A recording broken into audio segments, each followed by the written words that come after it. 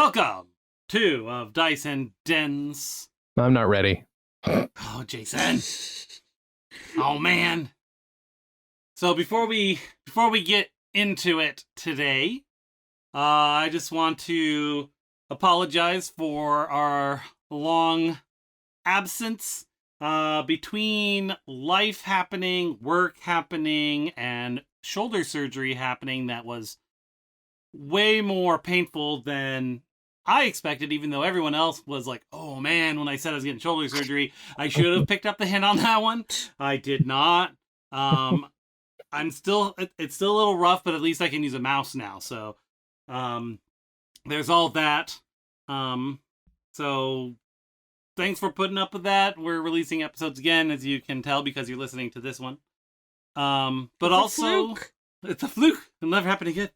But I'm also going to adjust our release schedule because when we first started playing, I tried to release an OD&D every week, and I realized, well, that was just a lot of work. So I switched to an every other week schedule. And then we started playing Deadlands and doing other things. So then OD&D Presents happened, and I'm like, well, I can't release that the same week I do OD&D, so then that's every other week on the other week. And now I'm releasing a podcast every week again. And I managed to do that for a year, for the most part. But what I'm going to do now is, I'm going to go bi-weekly. One week of that bi-monthly, is OD&D, and the other one will be OD&D Presents. But instead of cutting OD&D down, I'm just going to release the whole session as an episode. So you'll still get the same amount of content, just force-fed down your gullet like pate. Like a fine pate. What did Patty ever do to you? Wait, I thought they force-fed the geese to make not pate. the people who So you're going to make pate I from meant our like listeners' I'm livers? force-feeding you podcast. You will create podcast pate as a listener. Ew. Oh, okay, Never there done we go. that. Right? That sounds horrifying. Does that make more sense? Does that Not work out? really. Does that work for you, Jay? No. I mean, in what way? Well, Think in that- what way does it work that I'm expecting? Yeah. I'm very uncomfortable right now. Are you very uncomfortable with the energy we've Are created you in moist? this room? No. You If said shit that so posting was a loud. podcast. You're Sorry. just like, are you moist? Get moist. That's how I get moist. Screaming at people. How about moistness? ARD, awkward. Ah. Okay, so I am Dan, your dungeon master. I dungeon and I master. Bait. Airy. What? I was leaving that to the imagination. The family show. Not my imagination, you weren't. It's a goddamn fucking family show, Daniel. You fuck. Fuck. Airy, you go next. Fuck. Yeah. What? No. Go lay down. Okay. I'm Mary. It's been a long time since we did this. I live in Boise. You play Elishana, I'll play Elishana. the cleric, Clash Star cleric. Yes. I have probably lost her voice. Did you have a voice? I'm gonna be like, I no, don't know but that we- like her, how she, like, who she is. I've lost her personality. She has an elfish neigh and she talks to herself. I know that. I just don't know, like, We'll get it. uh-huh. Kimberly, why don't you go Hi. next? I am Kimberly. I play Navia, and I'm pretty sure she's a centaur, and pretty sure that means she's part horse. Sure. Pretty sure, I don't remember in a minute. Part horse, and part scent. part, you know, who had sex with what and gave birth to which. The Chihuahua. Yeah, that's it. The end. Right, and in Washington, Guys. guys, come here. Ollie, come. Ollie, come. The Back to trip bed. from Washington's so far away, though. I don't know that I can come over. Jeff, get your ass over here. Get your ass over here. So, I guess that's a good heads up that we have a new puppy.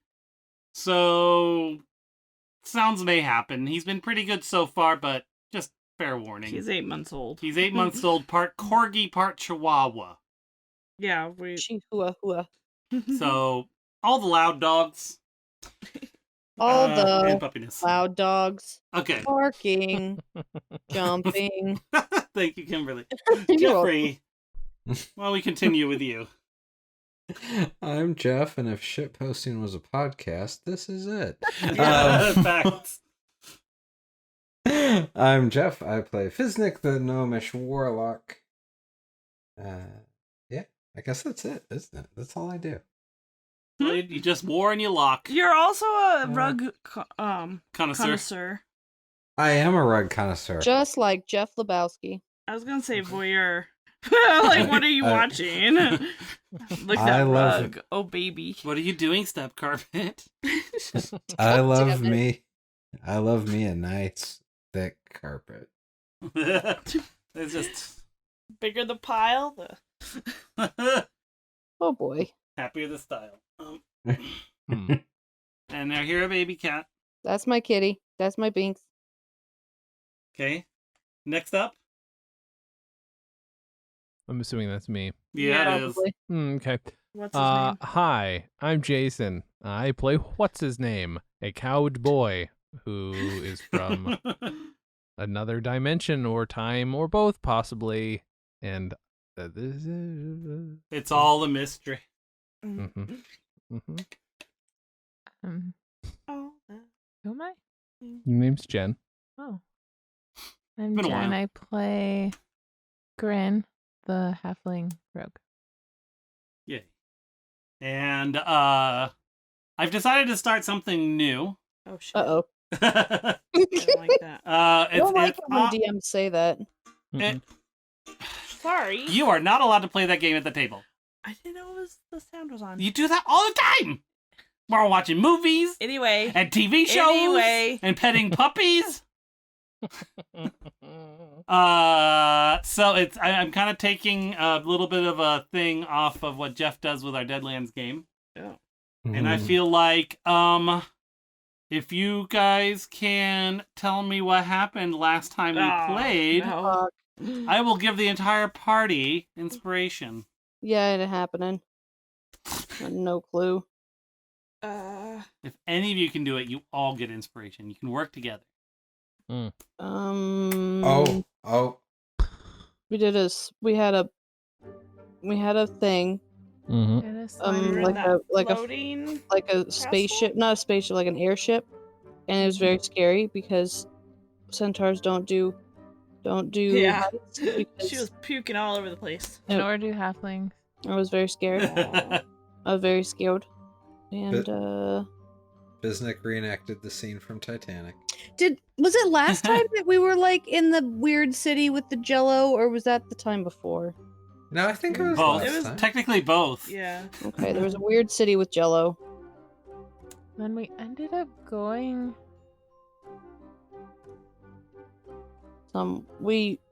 There were like a bunch of different buildings, and we were trying Yeah. to figure out which one to go into. You ended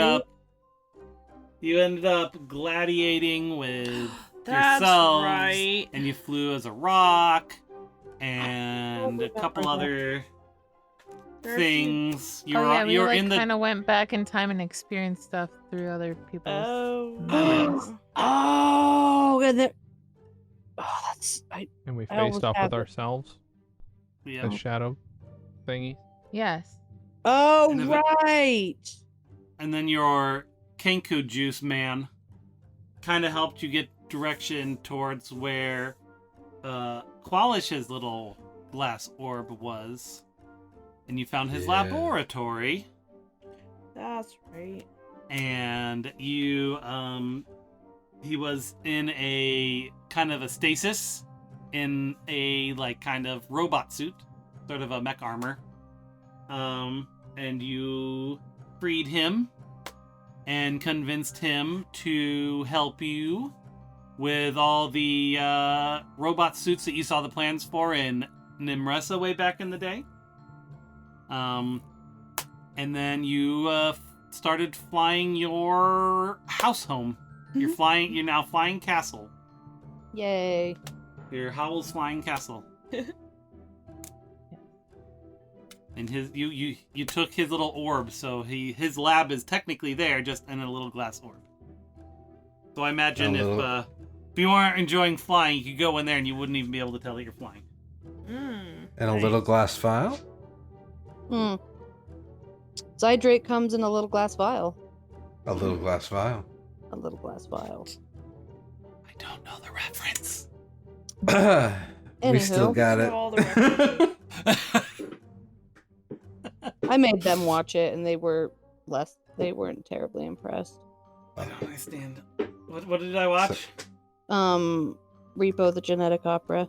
Oh, it's been a We only minute. saw it once. Yeah, and it's I been a know, while. 6 I years made ago. I think we have to see it again. Like, it's a movie that I don't think you can get it all in the first try. Yeah. You need... The first time makes you go, huh? The second time goes, oh, this music's catchy. The third time's like, so deep, it speaks to me on a philosophical level. And like, yeah, and then you're just like, and next thing you know, you're like cranking out the soundtrack, like, Nice. let the father die.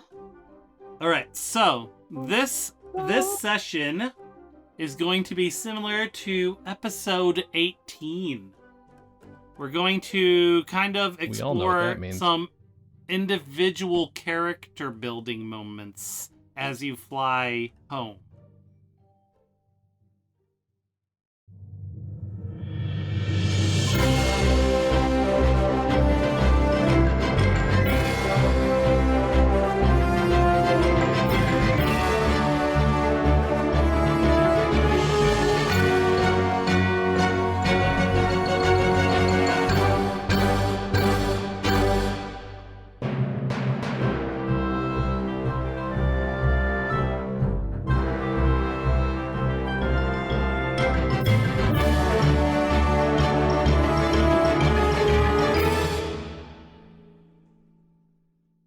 So who wants to experience life first? Not it. Don't all clamor. All right, Navia. Okay. All right, so as you recall, because I'm sure you remember, I remember everything. you got volunteered for the super fancy Qualish armor, the powered armor. Oh shit, that's right.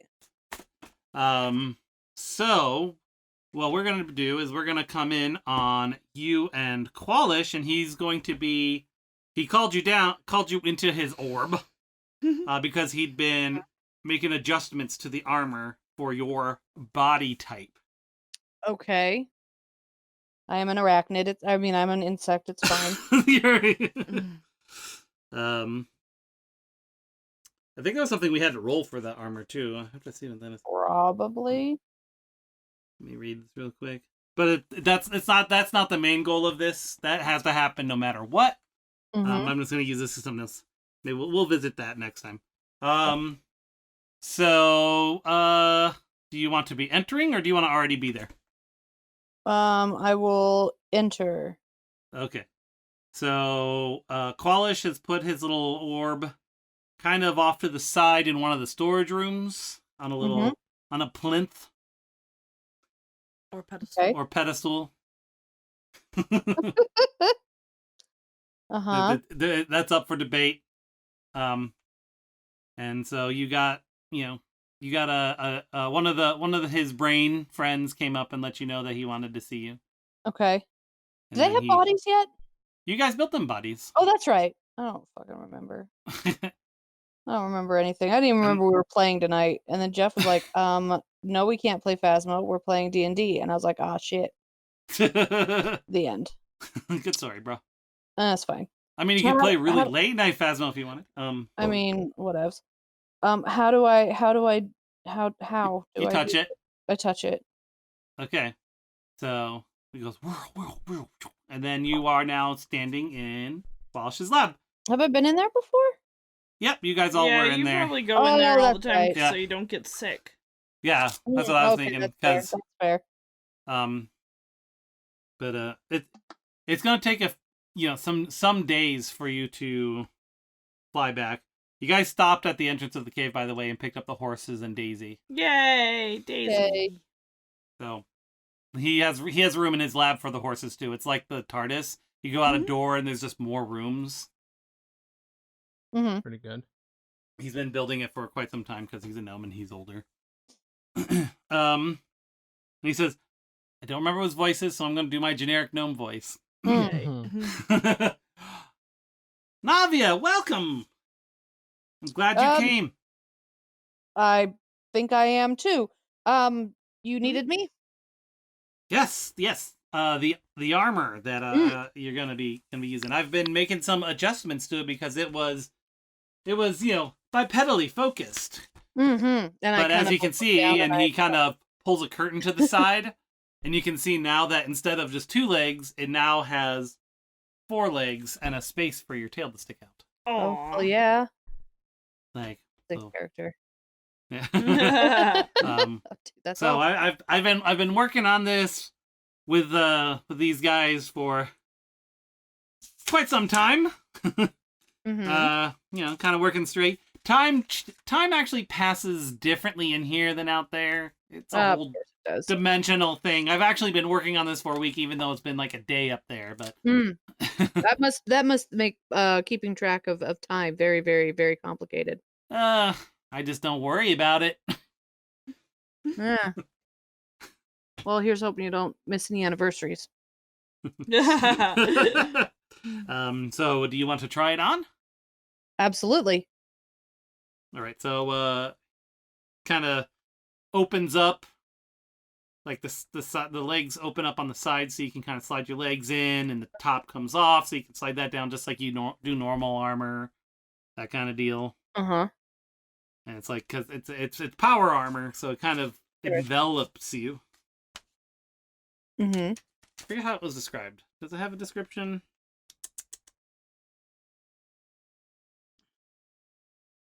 I'll read you this description again because I certainly don't remember it.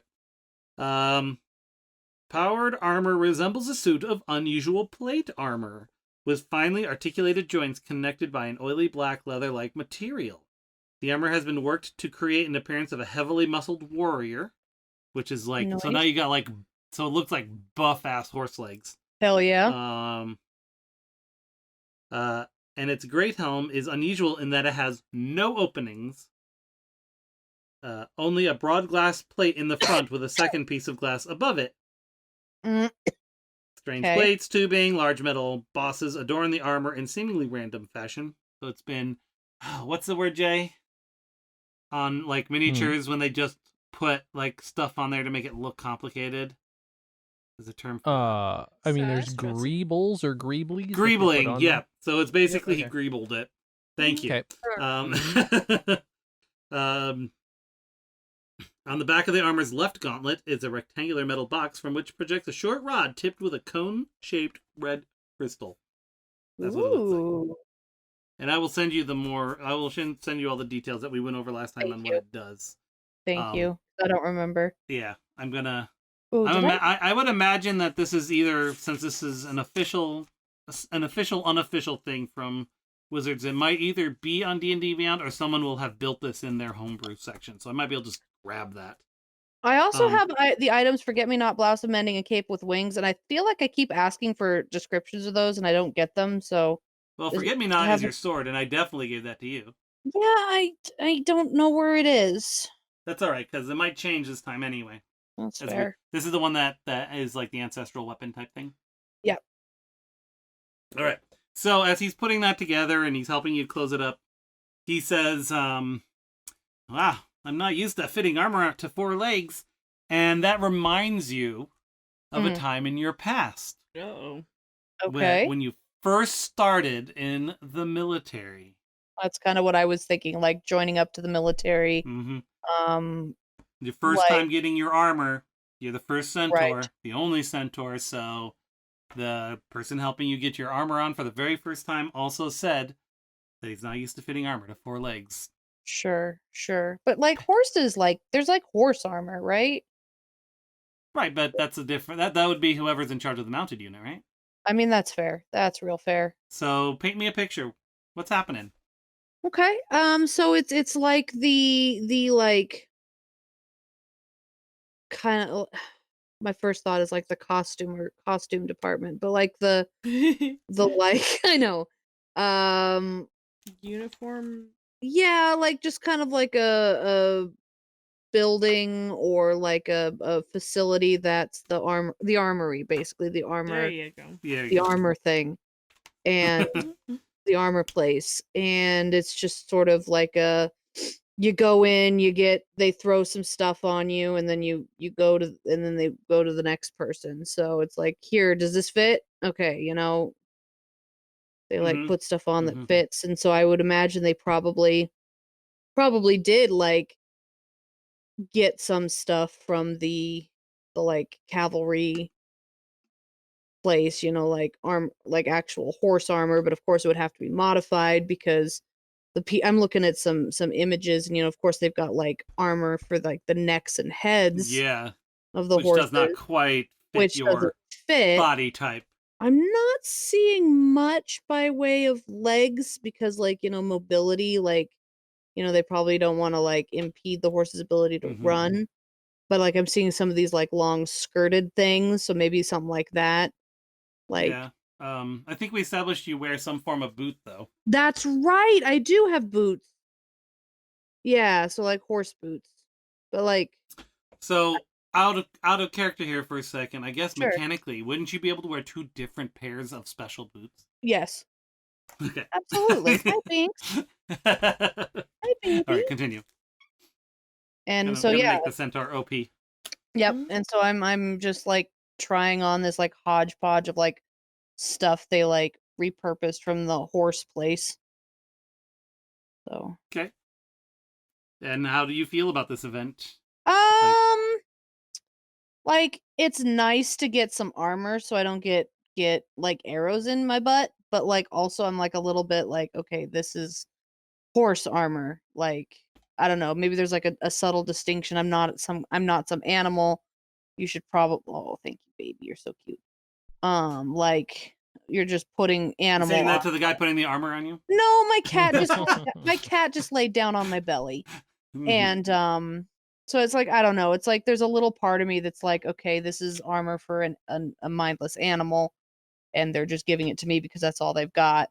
And I don't know. It's like maybe it feels a little like, I don't know how to describe it. Just kind of like, oh my god, like ugh, Ugga. yeah, Okay. kind of insulting, maybe Okay. like a little bit, That's like, fair. yeah.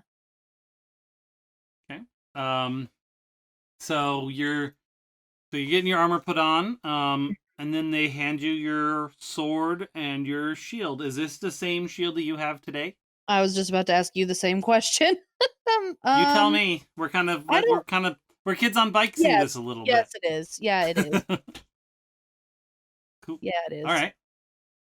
But maybe it's a little bit like, it's been repaired a lot over the years. So is it the I'm same sure, yeah. shield? How You many know? years have you been in the military? I never really asked you that. I don't think. Let's see. How old even am I? Like, Tell me what's your character sheet. I'm looking at it, you dum dum. Can't you see? Can't you tell? I'm 35. But centaurs, I think, come of age around what, 16 or 17, or maybe it's a Uh-huh. little younger than that. So And I probably, do, and I think your story was that you kind of just went out like right away. yeah. So it's been, almost 20 years now. Not quite. It's mm,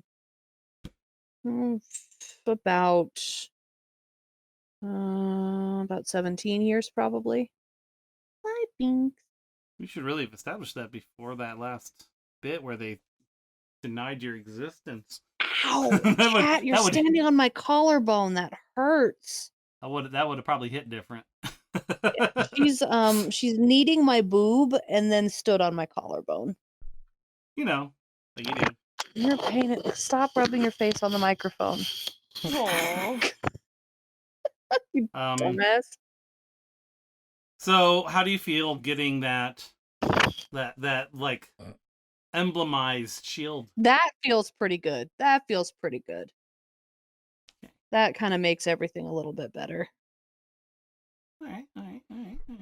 So, I think what I'm going to do then is you're going to kind of feel some energy come out of you.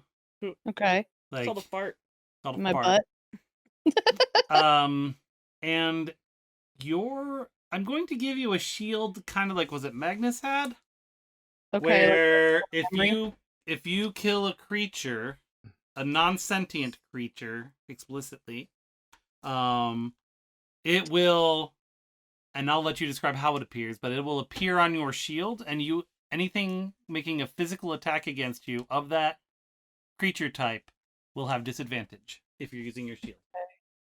I kind of like see it as like Maui's tattoos. Yes. Mm-hmm. That's kind of how I was picturing it too. Okay. So that's what that's what you got out of it. Sweet. And then you come out of your reverie, and Qualish is looking at you like, your shield glowed for a second. Yeah, it does that. It doesn't. You have your helmet on. How do you sound with your helmet on? No, you have to hit the switch on the left with your tongue. It tastes funny. Yeah, oh, there you go. Now I can hear you. Is this supposed to taste like that? I don't know. I never tasted it. I got stasis like right away. Like right away. How does the armor feel? Can you move around a little bit? Yeah, I'll do a little Can you canter for me? Yeah, Do a little canter on the catwalk.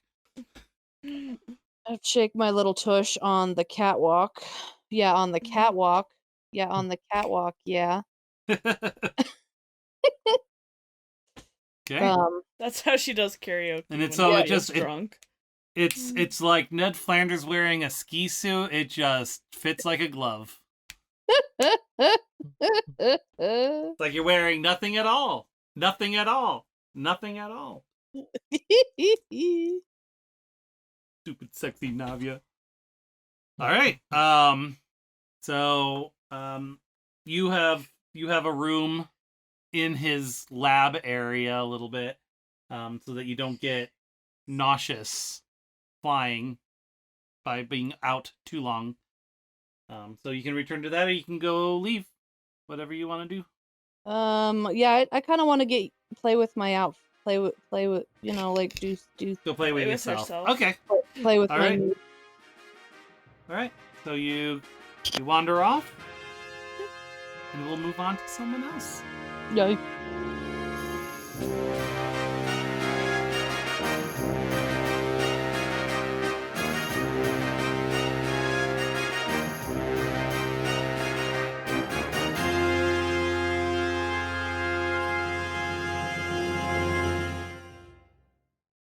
Who wants to go next? All right, Grin, I heard you. You said you wanted to go next? Of course. I thought maybe. It sounded very much like you said that. All right, so you and Byron, are you in your room because you don't do well outside of it? Are you in your room in the orb? You and Byron are just kind of hanging out. You mean clutching something? Yeah. No, well, if you're in the lab, you don't even know you're moving. It's in a different dimension. Sure. So that's why I was asking if that's where you are. He gave you all rooms in there so that you didn't have to freak out too much. Mm-hmm. It's going to take like a week or some to get home. All right, so you guys are kind of just what do you do? What do you do on your downtime with Byron? I mean, in the air, probably clutching something. But if you're in the orb, you don't know you're in the air. Sure.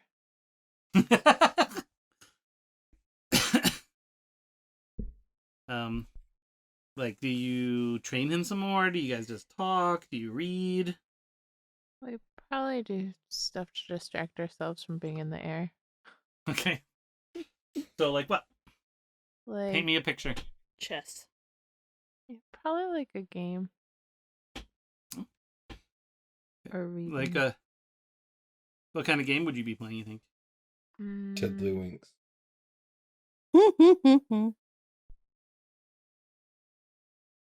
I don't know. Get him a rink a dinky dink. Just playing cards, maybe? Some sort of card game. Sure. Might be a good way to practice your bluff. Mm-hmm. So you guys are kind of just sitting there, you're playing your game, and Byron kind of gets kind of a solemn look on his face, and he looks up to you, and he's like, I keep thinking about that guy I killed. Oh, baby. And he's just like, how do you do it? How do you get used to killing someone? I don't think you do. I think you try to avoid it at all costs unless somebody else is going to die if you don't do anything. And then you But- really have to think long and hard.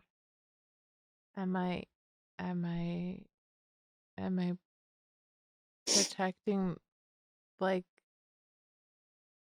the right, like me protecting the person I've chosen to protect, is that the best thing to do, or is that going to lead to more peace in the future? Is it just like you got to check how you're looking at it, but if you know that that person's going to to destroy a lot of lives, and they're currently doing it, and you can't change it any other way, that's the only time that you can even think about it. But sometimes you don't even have time to think about it, and it's just like I know that guy was a bad guy, but every time I close my eyes, I see his pained face as he's lying in his puddle of blood.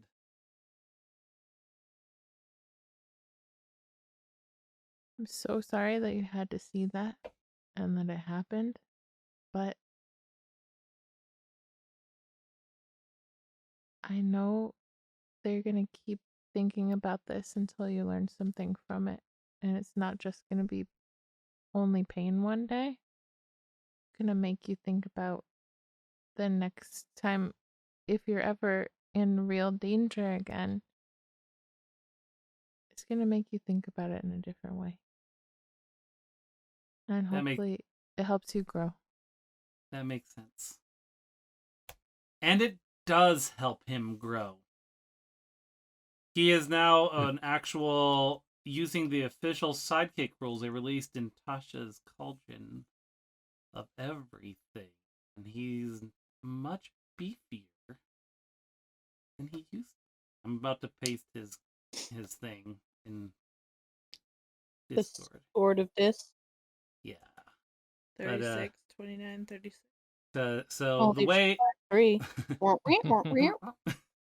so the baby got back. All right. So here's his character now. He levels up with you guys now and Sweet. gains different abilities and skills. Oh wait, I need to update his attacks because his proficiency is +3 now and his dex is +3. So now he's got a +6 to hit instead of a +4. Oh. So Allegedly.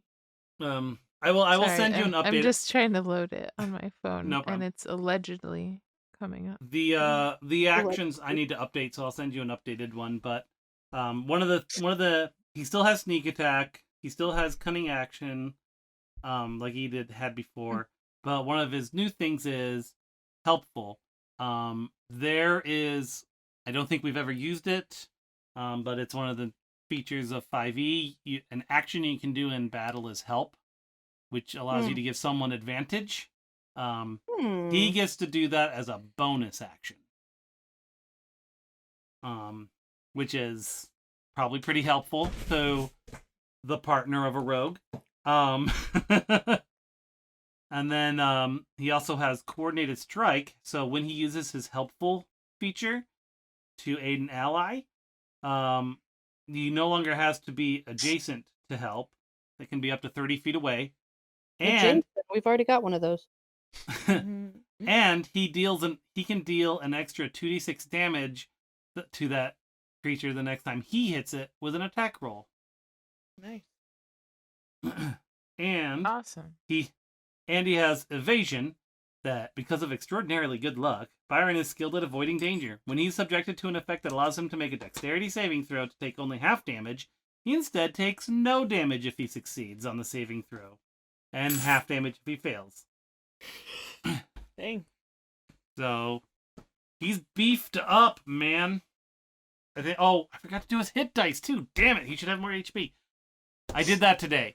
After having 4 months to prepare, I did everything today. I would When I never got home do from something work. like that. Jim. ADHD for the win! Not even Yay! close. How dare you?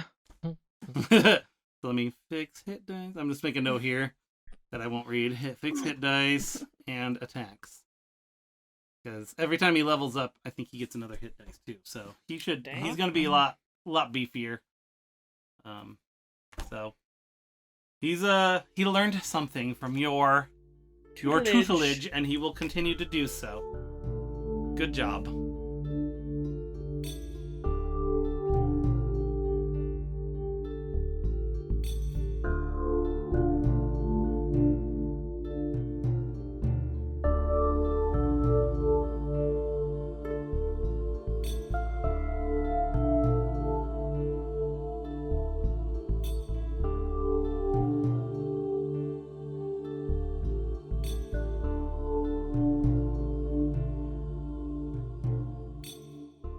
Thanks for listening to episode 41 of Dice and Dens.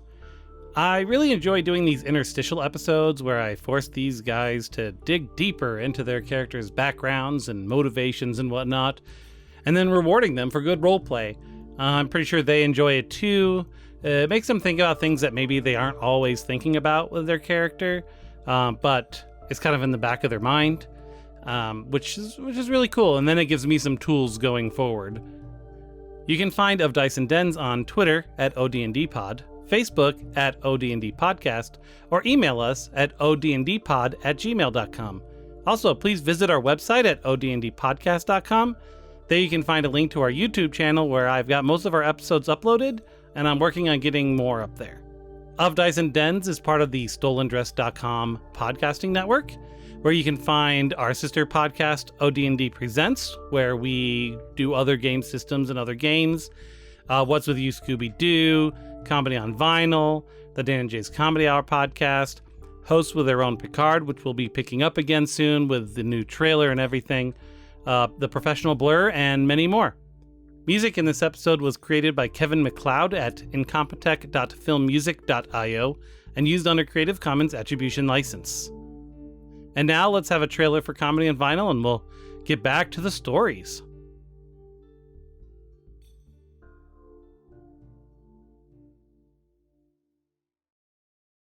On the Comedy on Vinyl podcast, I talk about comedy albums with people like Harry Shearer, It was a Broadway musical done as a comedy album. Tommy Chong, We used to go to the dump, and I found a Red Fox 78. and Neil Innes. We consumed them. Once we'd learned it, we'd almost never played the record again. Some weeks, we even make comedy history. This is a Comedy on Vinyl exclusive Bob Newhart's Paul Revere. Every Wednesday at comedyonvinyl.com or wherever you find podcasts. Alright, I'll go to get it over with. All right. So, Navia. Elushana. Jesus! You did me already. Navia again! We're going to do Navia again. She can't leave him alone. You know. So... Wait, were you done with Jen? Yep. Okay. Elushana. Mhm. So you know that Qualish can do brain things. Well, with his brain people, friends. So you're wondering maybe he can help you with your brain things. My brain things. So you go to pay Qualish a visit. Alrighty. So he's in his lab working on Navia's armor. And I'm in the back. I'm stomping around in the background. Oh yeah. She stomps everywhere she goes. Mm. I hold Frou Stella on one side of him and says, "Hey there, Doc." Hey, I'm guessing, is this the first time you've done this? I doubt it. Okay. Hey, Frou Frou. Is Elishana with you? Here I am. Hey. What's up? Nothing, just seeing what you're doing. Well, as you can see, she's really distracted right now, but I just got Navia's armor set up for her. Oh, that's exciting. She likes armor. Yes. It's her favorite You're thing. not And you got it to fit her? Yep, you can see how it goes around her horse legs. Now she looks like a buff horse. Well, I mean, she's always a buff horse. It's fair. Does he have like a desk or papers or? Yeah, he's got like a desk with some papers on it. It's a mess. It's And just experiments all over the place and just stuff everywhere. So she's like, she shuffles through his papers, like, just, you know, just looking at stuff, can't read it, obviously. Yeah. It's written in Gnomish. Obviously. But is there something you need? Are you looking for something? Oh, well, how long was he asleep? 1,000 years? 1,000 years, basically, yeah. Have you ever run into Kalashtar before? Oh, that's a good question. What is the... Well, you tell me, how long have they been around? This is our world. Have they been around? Because they were created at some point. Yeah. I mean... You think it's like thousands of years? Multiple ages of man? Yeah. And it's just been passed down probably as long as wherever they're from. Okay. Like, I guess demons seeping into the upper world? I don't know. Because they're demons from the dimension of dreams. Yeah, that's right. So Yeah, I've been around. I've met some Kalashtar. They have the refugees from the dimension of dreams. That's a nice way to put it. Have you ever heard of anyone losing their refugee? No, as far as I know, that's a family thing. I mean, I'm no Kalashtar. I've met Kalashtar, but I can't say that I have any intimate knowledge of how any of that works. Well, Do you now want your dream friend? Your family dream friend? so ours is more like a curse. How so? Well, I do not remember Ladric's backstory. You didn't really have one other than just he kind of snuck in when the good ones are trying to do their thing, and were, your people were being, helpful and giving them a place for refuge. He basically snuck into your family's head. Yeah. And so you have one of the evil ones that they were trying to escape in your head. Yeah. And he's not happy with me either. He's trying to turn you. Yeah. And he hasn't really... That's why, isn't it? Didn't you? Yeah. I think the whole thing, your mom committed suicide because she couldn't deal with it. And everyone in your family, everyone blood related, has had this demon. Yeah. And most of my family is gone now. Mm-hmm. You're the only one that I know of. Mm-hmm. And he's just... She looks around to make sure Byron and Grin aren't around. He's kind of a asshole. But I thought they were good. Usually, but okay. The legend is that somewhere in the great grand whatevers, made a pact with one with one of the, I forget what they're called, the negative entity. It's got a name. It does. key And McGeebers. The what? Mm-hmm. I don't know. She didn't have a thing. Her description was as useful as when she doesn't know the name in Phasmophobia. Yep. Francine. Let's Called a Francine. see here. Always Francine. Daniel Anderson. Escaping the dreaming dark. Some of those that wish to leave end the siege on Adar by the Riadrins. I think those are the good ones.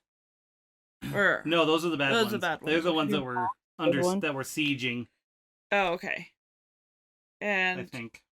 they made A quarry. The good Oh, ones are that's right. quarry. Are they both? Are they all quarry? I think they're all They're all quarry. If They're in just their good head, quarry and bad quarry. Yeah. And Yeah, I've known some good quarries and some bad quarries. and they were supposed to. Our family was supposed to help, and I think they might have tracked down and murdered the good quarries. Well, the Kalashtar with good quarries, but this one won't go away.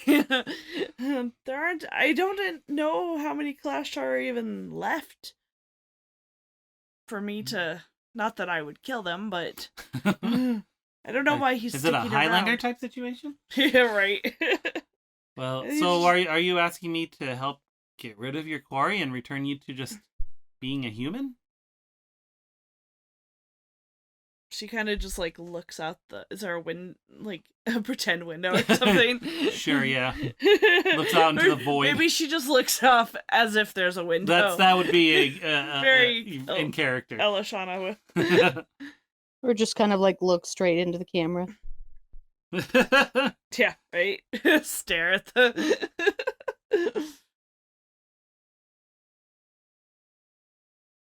What were we talking about? You were asking me to get rid of your quarry and make you a human. Oh, that'd be nice. Well, why don't you have a seat over here? And he pulls a chair out. Oh, thank you. And he goes and Is this mahogany? yeah. I'm glad you noticed. Thank you. So he goes and he starts he goes into another room. There's just a ton of them, and you hear him clinking some things around. And he comes back with a vial, a big one. Oh. And it looks like there's a little octopus-looking thing in it. And as he gets closer, you realize it's an Ithilid's head. It's a what? Mind Reaper's head. Oh. The guy that's in Fun. stasis, only just his head. Oh. Well, Whoa, gross. this is the head of an Ithilid. And sometimes that can help you get into your own head, but give you more control over it. It's got some magics I've woven on it. Let's see if we can figure something out. So Is it a suppository? Probably. it's no, but you're gonna have to pull back your hood. Oh. So it's an ear suppository. Yeah. And he just lays it on top of your head. And Ew. you see him kind of press right between its eyes, and its little tentacles just Ugh. and it goes dark. Oh. And then you open your eyes, and you are. This is where you tell me. When did Aw. you first meet Uladik? How old were you? What was happening? Mm.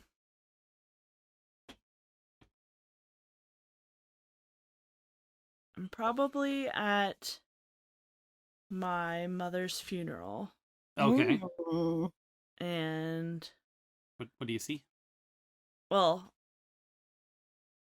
I think I'm just helping to dig the grave. Okay. That's how we don't live with Kalashtar. We just have it's I don't know if they're a human tribe or what, but we're following their burial procedure. Okay. And the people who were closest to the deceased have to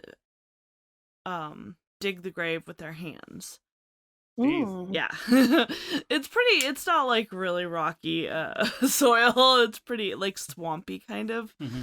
And so we move the peat but there's a lot of people. Okay. But it's part of the Tradition. yeah, and just like so that you're putting part of your energy and it's to show respect to the dead. Okay. And so as I'm helping like 10 other people, and none of them I'm related to. So I'm an orphan. I know them, it's just they're not gonna keep me around. Right. Okay. And so I notice something hovering like kind of past it's like those Dagobah type trees. Okay. And so I see something like a shadowy figure hovering in the forest. And I keep looking over there, but then they keep yelling at me to keep helping. Okay. So as you're digging, you start getting some intrusive thoughts. What's intruding in your head that's never been there before? Dark thoughts. I think first it's like saying that I should push the little girl next to me in the water and hold her down. And then I kind of shake that off because that's weird. And then I pick up like a vine. It's kind of like a small snake length. And it's like choke yourself. And just different brutal, violent thoughts. And how does that make you feel? Weird. Because she's usually been somebody because her mom fought against it for a while. But, and they tried to be healers. And so she's grown up helping with herbs and poultices and, has always just helped, the people in their village and even animals. If she finds an animal that's hurting, she will take it home and hide it and treat it and then let it back out. Her mom doesn't like it when she does that though, because then, she says they won't be able to adapt. So probably all the animals she's saved just got eaten by vultures. And so for her, violent thoughts are scary and unusual. Okay. As you keep getting these thoughts, they reach a kind of a fevered pitch in your head. Like you're having a hard time focusing on what you're supposed to be doing. And then you hear a voice inside your head go, "Do it, Eloshana. Do it." What does she do? Pass out. I think because it becomes a migraine. So Okay. it's like, and that's the worst headache she's ever had. It just makes her pass out. But so you pass out, Mhm. and you are in that space, that familiar space. Familiar to me now? Familiar to you now, with Elatic sitting at a table, saying, do you have Frufrustella yet? I don't think so. Okay. He says, "Eloshana, have a seat." She kind of looks around and it's like nothing like what she's used to. She's used to a lot of the people in her tribe tend to like be all around all the time, and it's just quiet and empty, and she's not used to that. Yeah. Where's my mom? Oh, don't you worry about her, but she and I, we were good friends. You're him, aren't you? He stands up and bows. Oh, God. She warned me about you. Oh, did she? What did she say? That you're the opposite of everything good. And you took my dad and my baby sister And my grandma? And everybody? Oh, she gives me too much credit. She did a lot of that herself. She just glares at him. Look, Elishana, you know I'm here to stay, right? Here to stay where? With you. Inside No, thank you. you. This isn't a bargain or a conversation. It's just happening. So I feel like perhaps if we just work together, it would be way smoother for both of us. What do you want from me? Just listen to me. Just do the things I ask you to do. And we'll both be very happy. No, the things you say are mean. To you, maybe, because you're raised among humans. But, you know, I am a higher being. I am inscrutable. There is a purpose behind everything I do. What's the purpose of drowning Penny? It's for me to know. And what's the purpose? What good would it do for me to strangle myself? I wasn't gonna let you kill yourself. I just needed you to go to sleep for a little bit so you and I could have a conversation. And she just kind of looks around and, did you kill my mother or did she kill herself? Well, you know, that can be a complicated question. If you want my cooperation, you're going to have to tell me truth. I am not telling you any lies. Just talking in riddles. Again, we are inscrutable. It's just how we are as gods, you know. So if I kill myself, where would you go? Oh, I don't think we'd have to worry about No, thank you. that. He stands up again, says, "You will listen to me," and it gets really dark. And he no longer has like this. He's always kind of a shadowy face, but he's in a suit. He gets more monstrous looking, kind of scarier. His eyes start glowing red.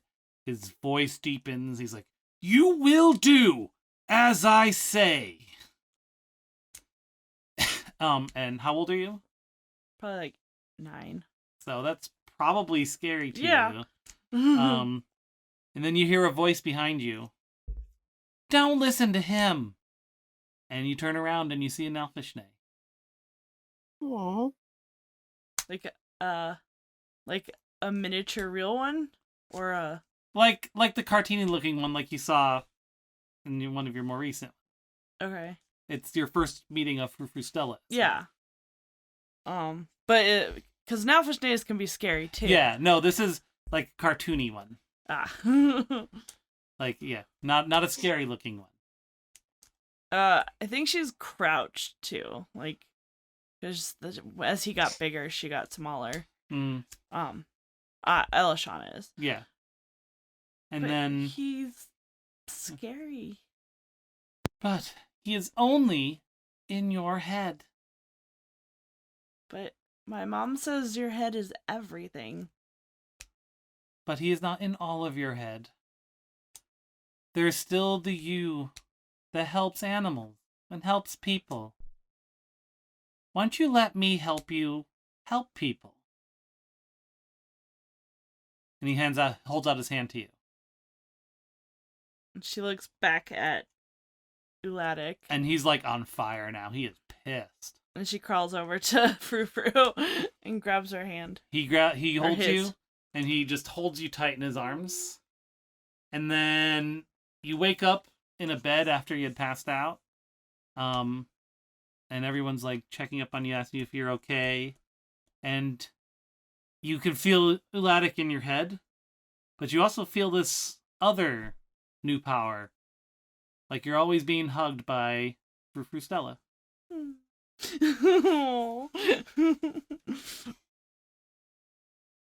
All right, so what I'm going to do for that is I'm going to give you when you have your on your list of negative cantrips, I'm going to also give you guidance.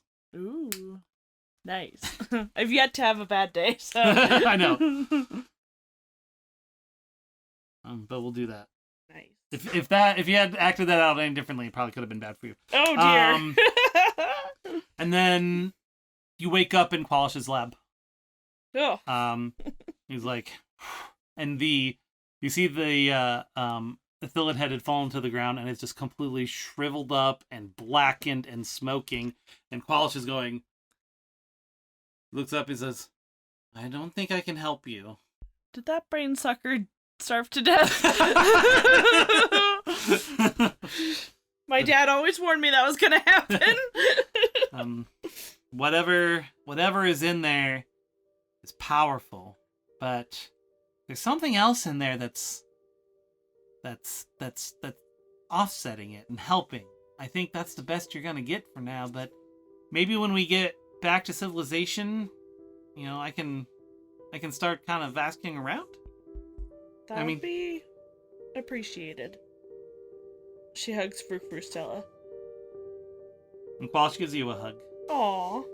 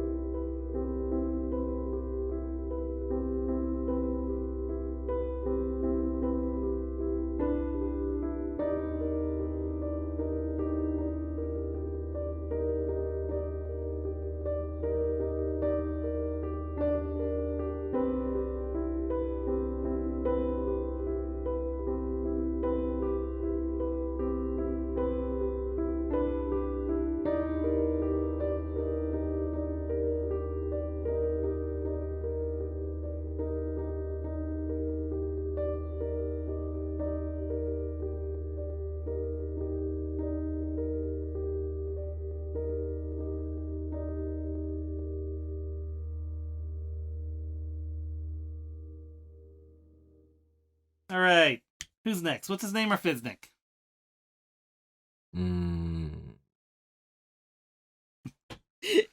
All right. What's his name? Sounds good. God damn.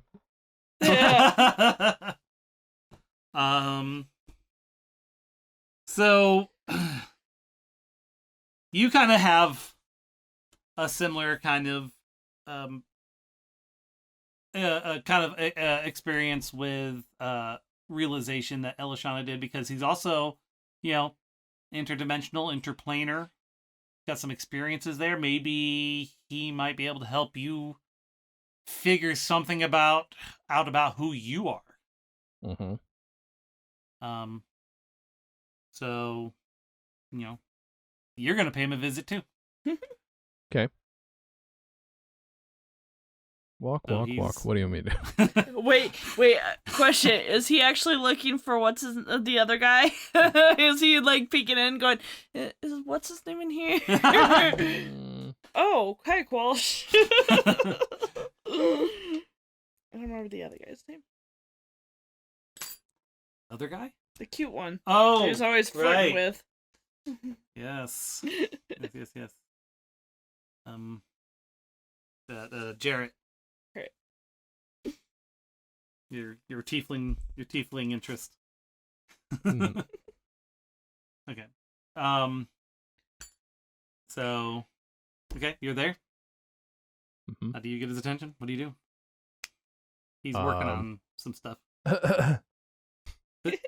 Oh, hey, you. What are you going by now? Snorkaboba. Raspberry Snazzle. Raspberry Snazzle. I don't remember that one. He adds it to his list. Sorry. Raspberry. I'll be quiet. Snazzle. Yep. Hey. Yeah, I don't know. Hey, how you doing? Oh, Busy good. or- Just finished making some armor, digging into a weirdo's head. I'm trying to decursify these weapons you guys found. It's a challenge. That sounds fun. That sounds good. So Apparently, it's I all understand- happening within like an hour, I guess. you can dig into people's brains, am I understanding correctly, without touching their brain matter? Well, I only had the one affiliate head, and he points to the floor. You can see what happened there.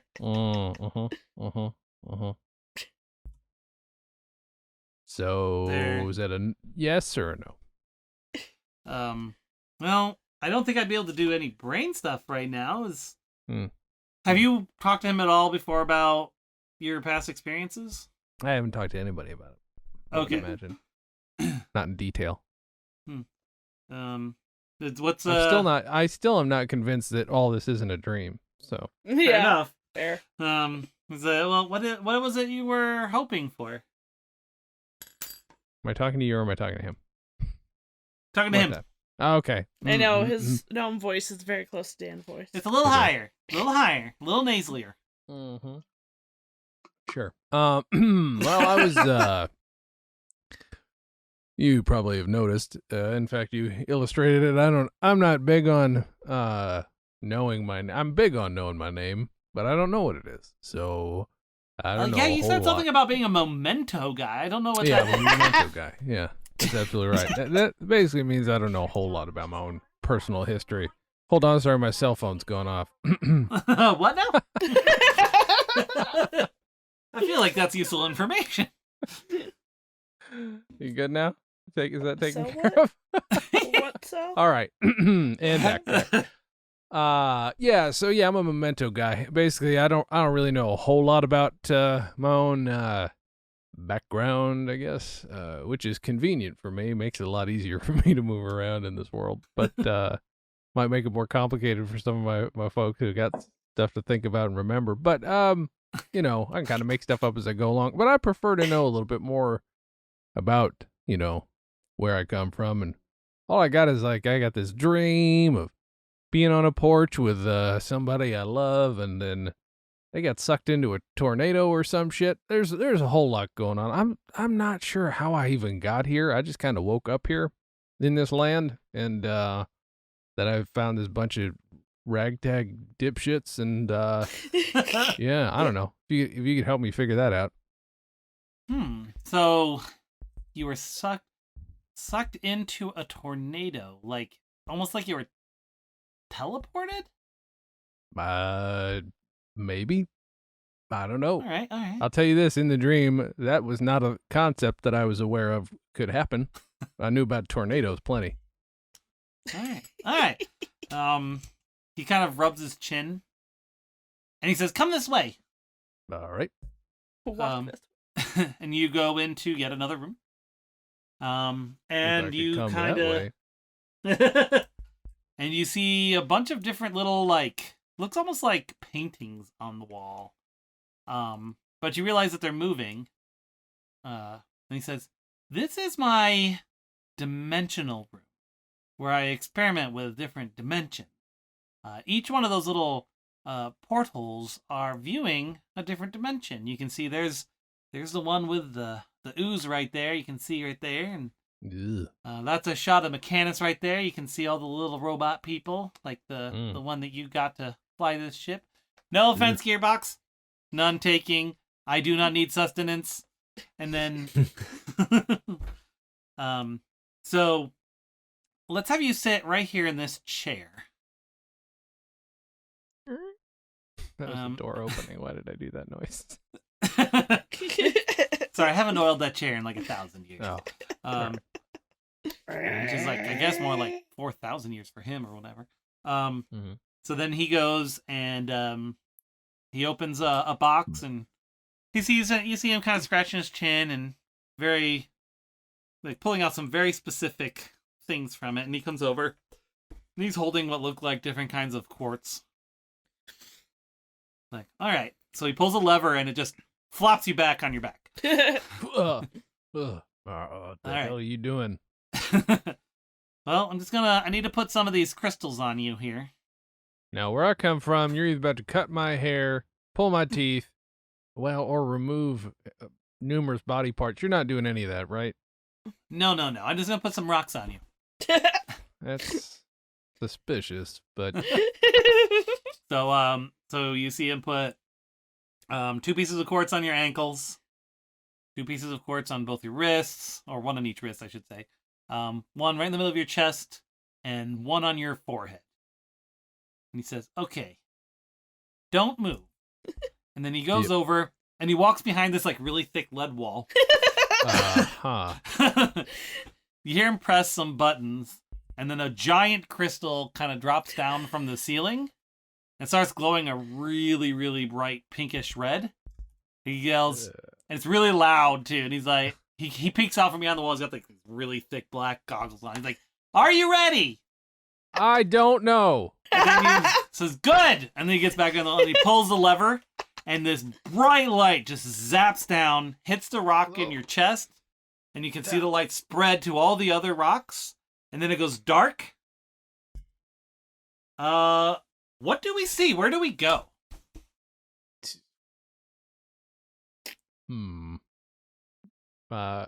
I'm getting my hair cut in a barber's chair. Okay. So tell us what you see around you. It's really faint. It's really faint. Okay. It's like there's a candle lit, which is dumb. Who gets their hair cut at night over here? It's silly. Do that during the daytime. Go to a saloon at night. What's a saloon? Huh. Can't see a whole lot. I see some stripes outside on a pole. See some scissors. See a bunch of mustaches. Just floating mustaches. They're on their own. They're not attached to anything. I have no idea what's going on. That's all I can see. Very dark. I could use one of those light up rocks. You hear from far away, you hear Qualish's voice. He says, "Focus on what you know. Focus on something you remember." Well, no mustaches, but that doesn't seem like that's going to get me very far. Did Billy have a mustache? Oh, that's a good question. Probably. Okay. So as Good you enough are cover. As you're thinking to yourself, well, I know mustaches. You're starting to in that same barber shop, you're starting to see the shape of Billy kind of solidifying mustache down. Nothing, not mustache up though. and back. It's like it like washes up and then down. Like a wave. I just watched Onward last night, so that's all I'm picturing.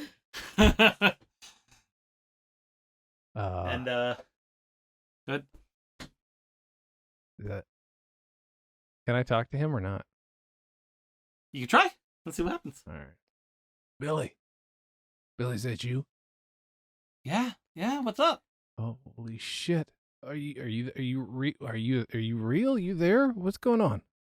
I can't reach you. I can't move. What do you mean, am I real? You're just getting your hair cut. I don't understand what the problem is. Don't you? How the hell did you get here? How'd I get here? We took our horses. Yeah, we rode from the house on down here. Yeah. You're getting a cut. You're always very literal. But I suppose there's no other answer. What the hell is going on? This has got to be before. Is there a tornado coming? Has a tornado come? I don't even know. No tornado. Okay. Just we did our daily morning chores, and for some reason I said, "Hey, let's go on down to the tavern." And you're like, "You know what I need? I need a cut. My hair's getting long. I'm getting shaggy. I don't like it." Yeah. Oh, sorry. You said it more like, "My hair's getting long and shaggy. I don't like it." Yeah, it sounds like me. You always were good at impressions. Shit. I don't even know why I'm here. I'm just happy to see you. So here's an important question. Uh-huh. Do you remember your name? No, I'm just concentrating on Billy. Does Billy know you? I mean, that's a fair question.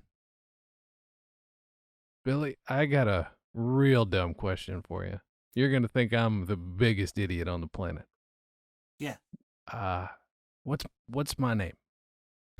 Well, your name. What now? I said your name is, and now around you it's starting to get kind of almost staticky. Billy, speak up. And now you can't. You don't have to You can't say make my out name the anymore. words anymore. You can't hear the words anymore, and it's all fading away. I'm And gonna come back with half a haircut. and you open your eyes, and you're back in Qualish's lab. Okay. Why did you do that? Why am I back here? That wasn't me. That was just No. that's the machine. That's all it could handle. Don't you see this? You guys are blowing all my shit up. How did you send me back? How did you send me there? I don't understand it. It was like nothing had happened. I didn't send you anywhere. Those crystals coalesce the plane that you're from. Uh-huh. So if you say it was Gearbox, he would have experienced Mechanus there. Mm-hmm. So what we experienced there is that you are from another plane of existence. Mm-hmm. But I'm looking at my readouts here, and I've been to just about every plane, and I have never seen anything like this. Mm-hmm. I have no idea where you're from, but I can confirm y'all ain't from around here. I'm sorry. Did you just say y'all? Sorry, I could kind of see what was happening. Okay. All right. Gonna say. I thought that would make you feel comfortable. I suppose it did not. Made me a little weirded out. I asked him my name and he couldn't say it, and then it all fell apart. And that's when they started smoking, and there were these pink sparks. But what I was able to do, and he walks over and he's taking the crystals off of you. He takes the one off of your heart, and you can see it's still glowing. Mm-hmm. Like, this has the frequency, basically, so to speak, of your plane of existence. Mm-hmm. So, if you do experience anything or anyone from that plane of existence, it will react to that. So he goes over. He's like, "Follow me." He puts the lever back up so you can sit upright. Mm-hmm. You go to another room. And it's his jewelry making room. And so he goes over and he's kind of fiddling about, and he takes that crystal and he kind of puts it in kind of a I don't know jewelry. I need Kimberly, but I think she had to step away. Oh no, she's back. Kimberly, what is it? What would you put a stone in? What's it called? On like an amulet or necklace. Like a setting. Okay. Or like a crown. Probably Or, setting. Setting's probably. Yeah. So it would be. It would be like it's going in there, and then it'll hang from it with like a loop to go on like a necklace. So I imagine it would be like a tier, or whatever shape the amulet is, and probably with cast in place prongs that would then come up and hold the stone in place. That sounds right. Okay, so yeah, just like a cast in place setting. All right, there we go. He's in a resident ex jewelry maker to make this factually correct. So he sets it in one of those and kind of puts it on a nice kind of silver necklace, and he hands it to you. And when you hold it, it's hard for you to explain, but it feels like home to you. Mm-hmm. Because it has the energy of your home dimension. Mm-hmm. So maybe that might help you. Maybe you'll be able to find your way home with that, or maybe that'll help you figure out who you are. Okay. And he gives you a hug. Oh, hey, thanks, bud. Alright. Good to see you. Good to see you too. He goes back to his work.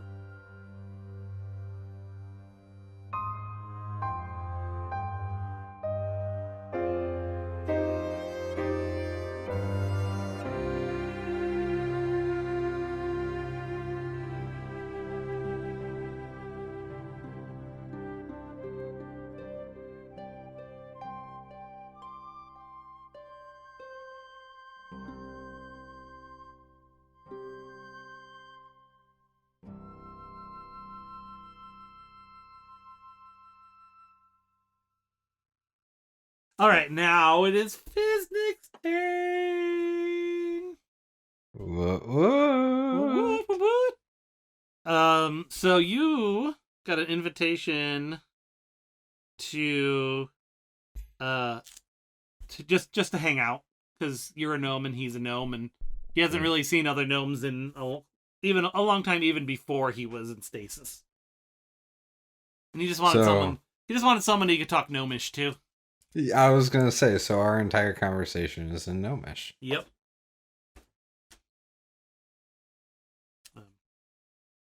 Thanks for joining me. That's his voice in Gnomish. You're welcome. It is always fun to see someone else. So, how are gnomes doing nowadays? Do you know anything about their economic impact upon the northern region?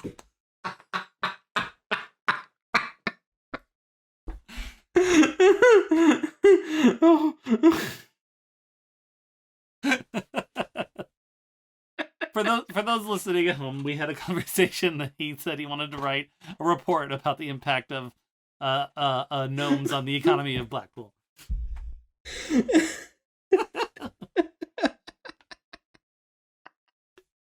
Okay, give me a second.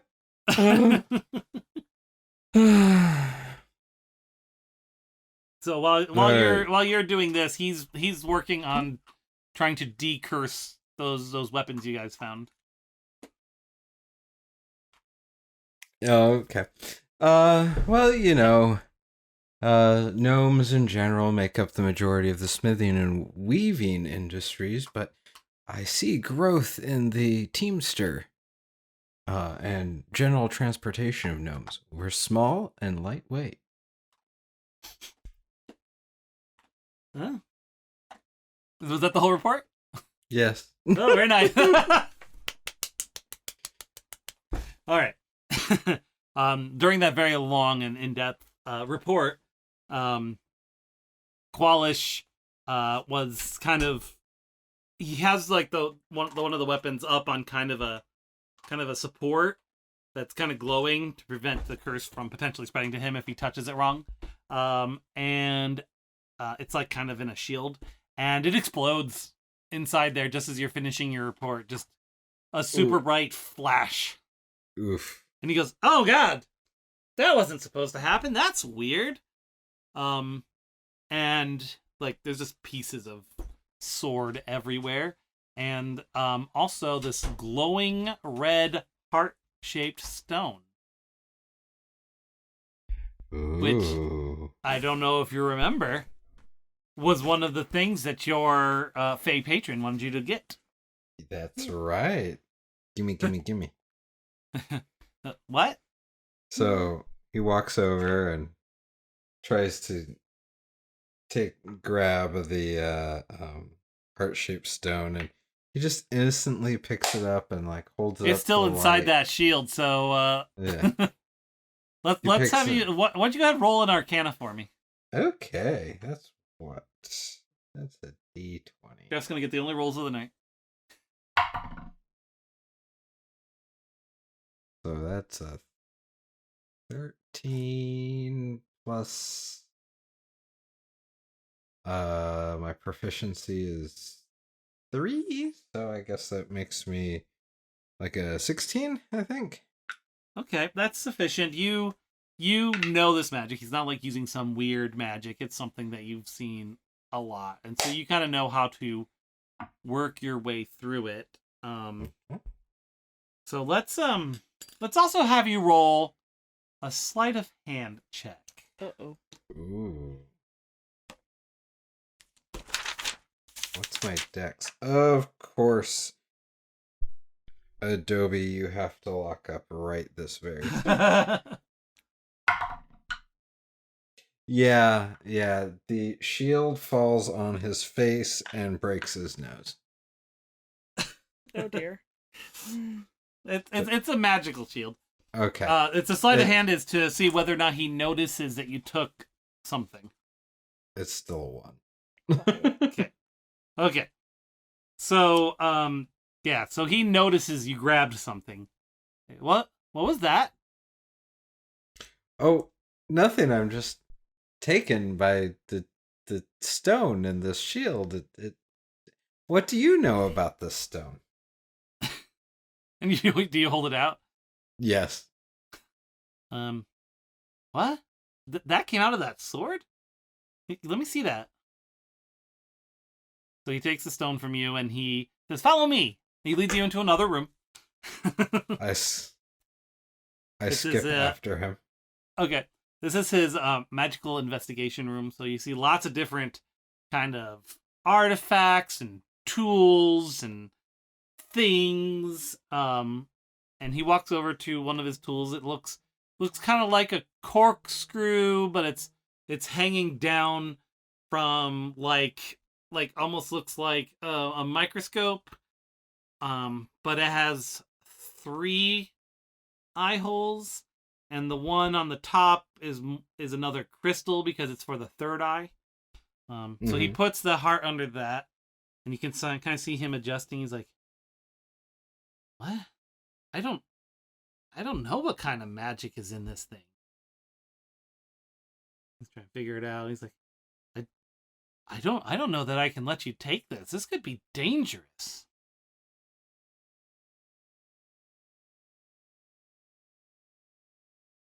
It could What do be.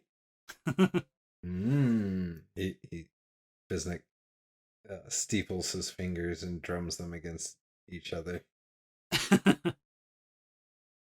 Tell me how dangerous.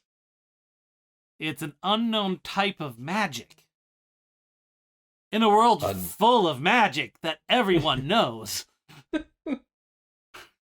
If that's not just clear as day, I don't know what could be. That means it could be exciting, not necessarily dangerous. I'm still just kind of leaning towards dangerous. What would you need it for? What would you use it for? I collect things. So do I. I think it might be safer here.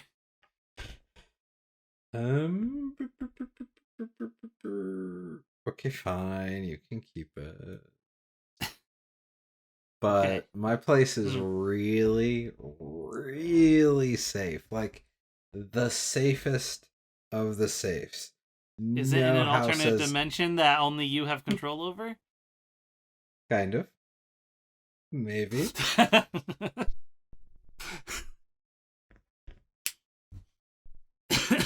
Why don't you do a persuasion roll? Oh, can I?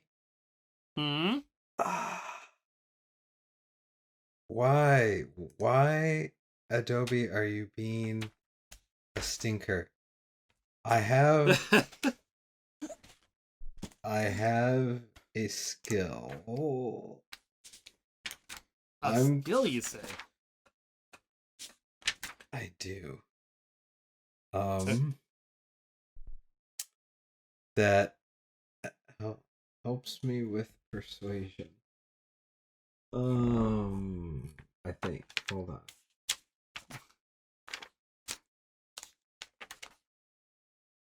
Making Jeff bust out his spells.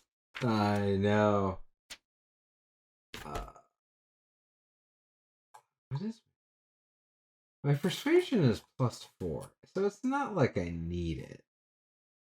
But you really want this stone. I do.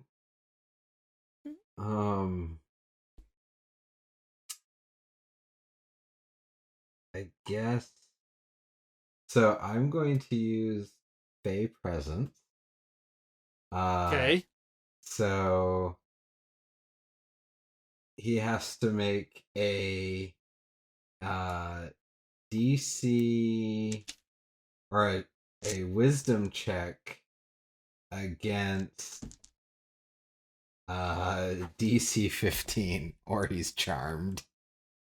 Ooh. Peter, I need that. I'm rolling a die for the first time I know you have diarrhea, but you shouldn't be licking your butt right on our dice roll.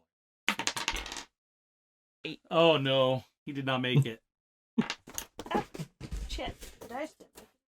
Okay, so I guess he's charmed now. Yeah. But then no. Yeah. No, I get. So. Shit. Is Fate does the charm from Fate Presence, does that behave like regular charm, where he knows when you're done that you had cast a spell on him? I think so. I think it's just a way for you to cast charm. Yeah, it's as an action, all creatures within a 10-foot cube must make a wisdom save. If failed, they are all charmed or frightened, my choice, until the end of next turn. So you've got 6 seconds.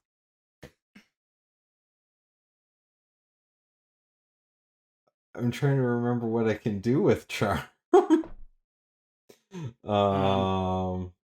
They basically, when they're charmed, they treat you as a friend. Okay. He was already a friend. But like a good friend, maybe. Let's see. The charm. Oh, do not step on that. No, stop. Almost messed up. Oh. Oh, that's not good. It was already friendly. A charmed creature can't attack the charmer or target the charmer with harmful abilities or magical attacks. The charmer has advantage in any ability check to interact socially with the creature. So you do have advantage on your persuasion roll. Okay. So then he says, I really do think that it is going to be quite safer with me and my patron. Okay, go ahead. No. Here you go. Okay. He tosses it to you. No.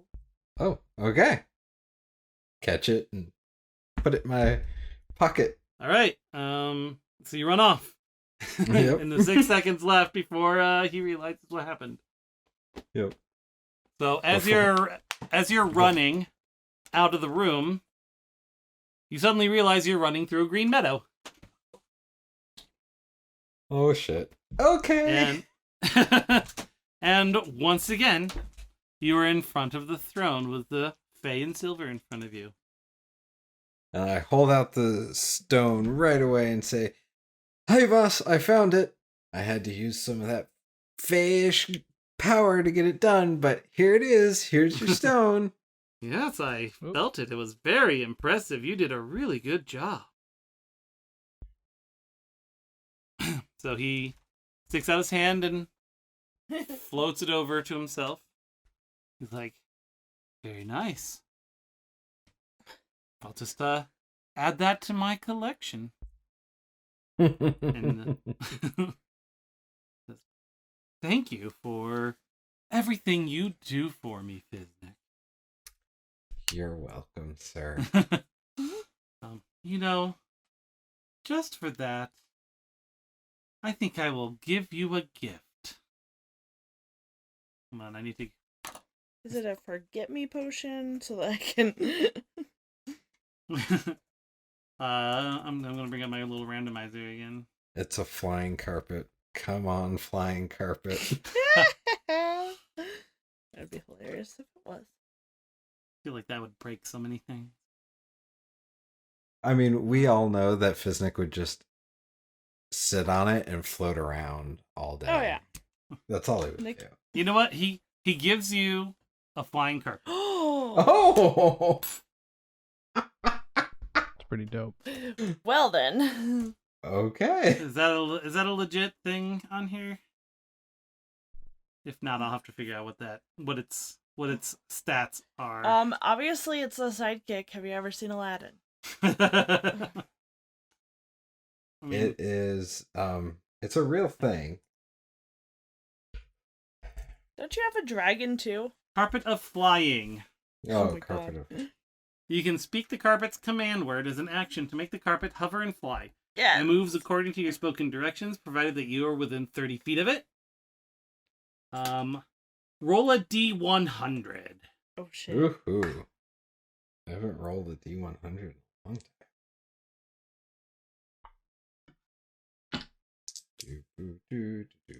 Do.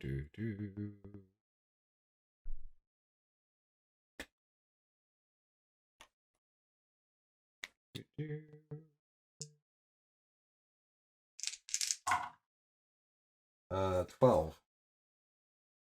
Alright, it is a 3-foot by 5-foot flying carpet. It has a carrying capacity of 200 pounds and a flying speed of 80 feet. It can carry twice its capacity, but it will move at half speed. What color is it? That's up to So- Fiznik. So 3. That's plenty big for now. Right? Well, if you had gotten like each like little kind of set, it gets bigger and has a higher capacity, but it goes slower. So you got the smallest size, but it's the fastest carpet. Nice. You got the Maserati of the. Yeah. I did. That's not a lot of room for your knees, but it goes fast. Well, Fiznik is only like 4 feet tall or something. Just saying, if you had gotten the biggest one, it would have moved slower, but everyone probably could have ridden on it. That's true. I mean, just because of their size, both Grin and Fiznik could fit on it. That's fair. How much does Grin weigh? Like 50 Probably, yeah, probably less than Don't 100 ask pounds. a lady that. Fiznik is 3 feet tall and weighs 32 pounds.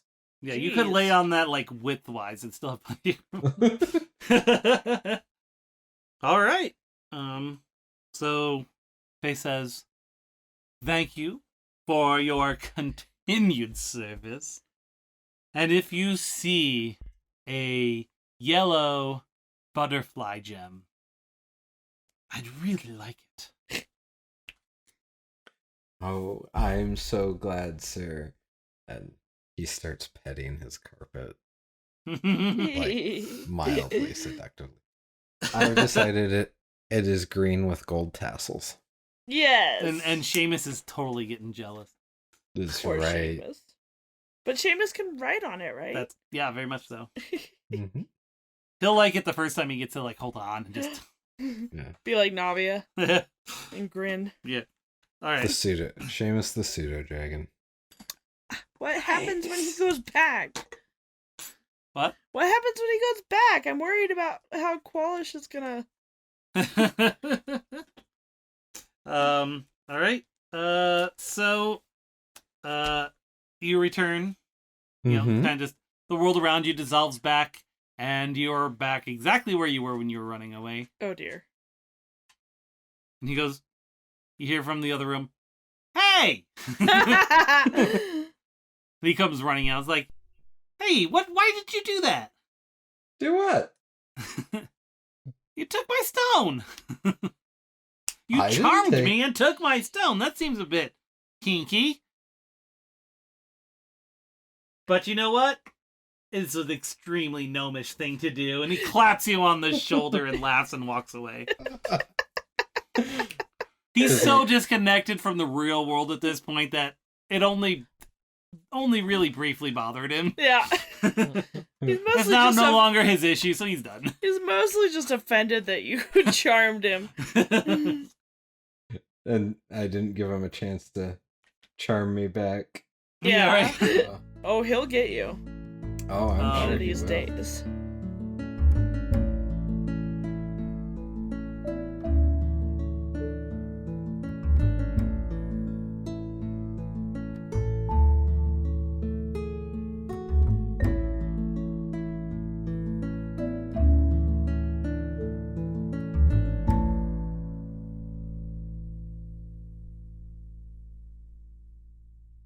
So, on your way back, you're flying over. I forget the name of the city. The city Jarrett was from with Town. with the cartographer. Cartographer Town. And you guys kind of land because Jarrett needs to go home. Tearful separation. Yeah. So you're all kind of there, and Jarrett goes, "Well, it was a heck of an adventure with you guys. I don't think the cartographer would have expected that. Did we get anything he wanted? The cartographer? He just wanted some notes from Qualish. Oh, okay. You have Qualish, so yeah. And his notes. Jarrett has some of the notes Qualish gave him, and open invitation to come pay you guys a visit whenever. So he goes over to what's his name. He's like, "Well, I guess this is. See you later." Yep, I guess this is see you later. You have any of that jerky to go? How close are they? How close are they? What's his name? Wait, who? Me? Like physically. Oh, physically. This is the tiefling that you've been hitting on the entire adventure. Oh, wait, is he You're leaving? saying goodbye. Yeah, he's leaving. Oh, I missed that entirely. I was distracted for 5 seconds. Wait a minute, why is he leaving? You guys are back to the cartographer's house, and he's going home. Maybe he's just distracted by Billy. Boy. I mean, sure, you can. Hey, sure, you can have some jerky. That's fine. Just here, hold out your hand for a second. He holds out his hand. Is it gonna hurt him if I let him hold that stone for a second? No. All right, just hold this for a second. Okay. He gets Close some your kind eyes. of weird. Okay. And just remember that feeling.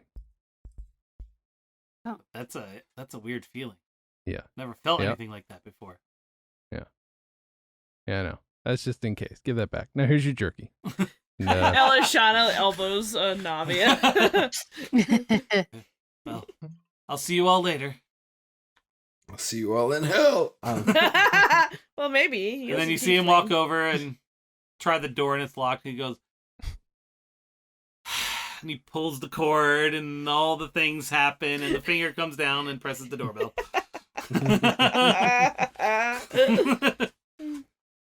All right. Okay, now you guys get back on your flying castle. Is Yes. Quash staying with us? Yes. Can I adopt him like Dagmar?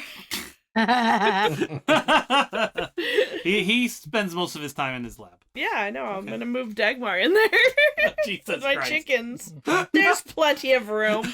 And we can, use a room or two for her stuff. Perfect. So you guys are flying back, and you can see Blackpool. You're coming up on Blackpool, and it's bustling. It's just, you've got that military tent city that was being set up when you guys left, but you can also see a lot more people have moved into the once empty houses and shops that were there Where because have we been gone? about a month. Oh, Jesus. Because, military brings jobs. Guess so. And on top of that, word of mouth has spread that it's no longer a cursed town. And there's heroes that live there. And there's chickens. Chickens. So many chickens. And there's a 12-cornered outhouse, and that's just that's like a biggest ball of twine in Minnesota type thing right there. And so just, you guys have made Blackpool prosperous again. And so you guys land, and you see General Ken Nobi coming up. Oh yes, I remember now. That was your fault, Kimberly. Probably. He's like, and he has a huge grin on his face seeing you in a flying castle, and then even bigger smile when he sees that there's a new gnome next to you. he says, Is that who I think it is? Well, yes, I'm Qualish. I hear you were looking for me. An adventure. Our heroes have finally made it back home to a now economically hopping Blackpool with Qualish in tow. What's next for our brave adventurers? Find out next time on Of Dice and Dens, a D&D podcast.